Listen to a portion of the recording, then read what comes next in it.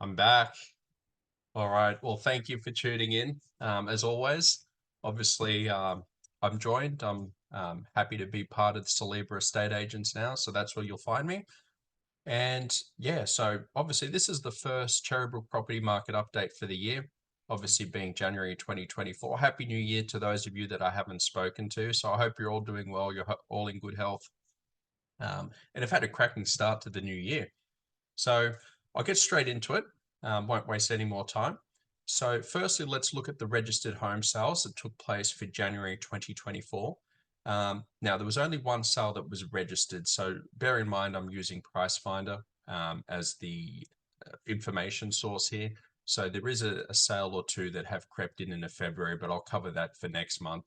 But so look, bottom line is there was one registered sale, looking at the sales data, and then keeping in mind, for those of you that are tuning in for the first time, this is based on 4-bedroom homes or above.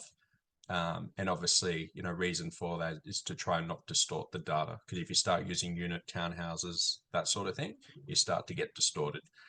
So back on that, so one sale, the median of that sale, so the sale price there was 2.25 mil, which obviously was the highest sale for the month of January 2024. And the days, it took 11 days to sell that property. So we're not going to conclude or get much information as far as that's concerned as to how the market has tracked over the course of the year.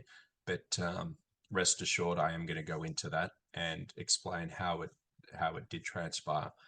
Now, if we compare that to the previous month, so if we look at what happened in December 2023, there was a total of 14 registered home sales with a median price of 2,360,000, and the highest sale recorded was 4.47. That was on Franklin Road. Admittedly, that was a large block, probably going to be used to develop and subdivide and whatnot. And then you've got the average days on market sitting at 26 days. Now, this is where I want to cast back and let's look at what happened in January 2023, right? So let's look at what happened this time last year. This is where it gets interesting because traditionally, January isn't one of the highest selling periods in Cherrybrook. And you would think with all the media hype and everything that was out there with the pressure of inflation, the increase in interest rates, that trend would continue. Well, the opposite was true. If you have a look at what happened in January 2023, there were 12 registered home sales. Okay. The median of those home sales was sitting at 2.13 mil. The highest sale was sitting at 2.9 million, and the average days on market was at 32. Okay. So this is where it gets interesting. So if we summarize the data, you can look at the sales volumes are down by 13, obviously in comparison to the previous month. So, 13 sales less this month compared to December, of course, and 11 sales down from this time last year. Now, the median price among home sales is up 10.8% from January 2023. Let me repeat. Median price among home sales is up 10.8% from January 2023. So what we've seen, right? Increased interest rates. Interest rates, if you sort of listen to the media and listen to all the hype, we're telling us that property market's going to collapse. There's a correction. Admittedly, I won't lie, I probably thought there was going to be a bit of a correction, but not solely relying on the interest rates causing the damage. I thought just due to the inflationary pressures and all that. But I won't. So I guess what I want to summarize, and just from a general observation standpoint, and something to keep in mind. So if you look at that data, okay, and I guess if we ask the question, why have property prices increased, right, despite interest rates having increased? Because there seems to be this notion that because interest rates increase, it'll put dampening pressure on property prices.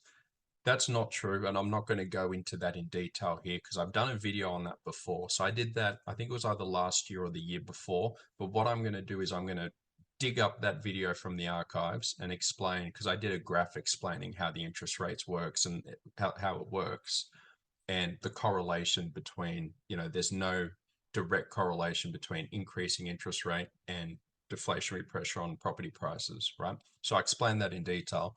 And there's also another golden oldie, which I think this one was in 22, where I laid some clarity on the Cherrybrook property market, because at the time, interest rates were going up, buyer sentiment was down, right? Because there was this skepticism of what if the market crashes? And I went through all the data and showed that it was highly unlikely that was going to be the case. And here we are in January 2024, not tooting my own horn, but statistically speaking, I just told you it's gone up 10.8%, within the space of 12 months, right? So, I guess the one thing to take away from this is when you're looking at macroeconomic policies and understanding what it is and the levers that the governments are going to pull, that our government's going to pull, and why they're going to pull it. And again, this is just my opinion. This isn't financial advice or anything. And so just big disclaimer on this. This is just having a chat with you that are watching the video. It was never geared, sort of looking back and seeing how things have panned out, it makes sense now, right? The interest rates were never geared to put, financial pressure or strain on established suburbs and such as Cherrybrook, where there's very low mortgage stress. What it was geared towards, if you look back and you look at the costs of building, you look at the raw materials, you look at a lot of builders that went under, slow construction starts, the catalyst of that and what the interest rates did. And, obviously I can see why the government pulled that mechanism, was to encourage people, that those that have multiple investment properties, so not Cherrybrook specific, I'm talking broadly speaking, because this is a national affair here. The crux of it was to get those that had multiple investment properties across the nation, have them emerge, hit the market, so that way that creates housing, right? Because it was a shortage. Then you had obviously immigration, so those that were migrating in, predominantly in Sydney, Melbourne, being the two big ones that a lot of the migrants like to come into, which and they're coming in with quite solid budgets, and as a result, it's forcing people to sort of move further out. Okay, which and in order to do that, creating opportunities by the investors that were trying to hold on to positively geared investment properties, were putting them on the market. So if you look at it statistically, you'll notice that a lot more investment properties and investors were putting their property on the market. If you're an investor watching this, you probably know where I'm getting at with this, right?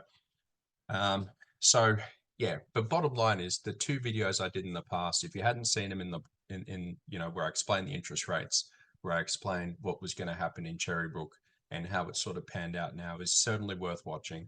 I am going to put that in the description section of this YouTube video.